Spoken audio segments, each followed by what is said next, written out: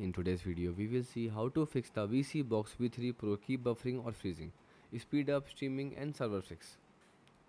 So to fix buffering or freezing on the VSeeBox V3 Pro, start by clearing the app cache and restarting the device.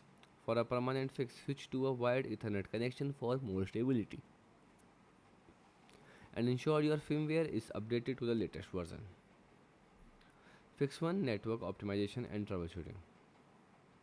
Network issues are the primary cause of streaming large. So first, go wired.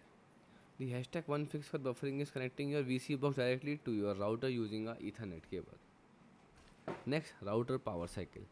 Unplug your modem and router from the power outlet for at least 30 seconds before plugging them back in. Now run a speed test. So test your connection speed using the fast.com or speed test app located in your VSeeBox recommended or app section. Next, bandwidth congestion. Pause large files, download gaming or video calls on other devices sharing your network. Next, fix 2. Device and application maintenance. So freezing and app specific crashes can often be solved with basic system cleanup.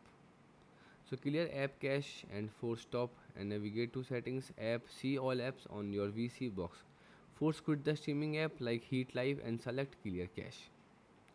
Now clean system memory. Use the built-in memory cleanup tools frequently to wipe out temporary data and free up internal RAM. Now switch stream servers. Live TV apps often host multiple backup servers for a single channel.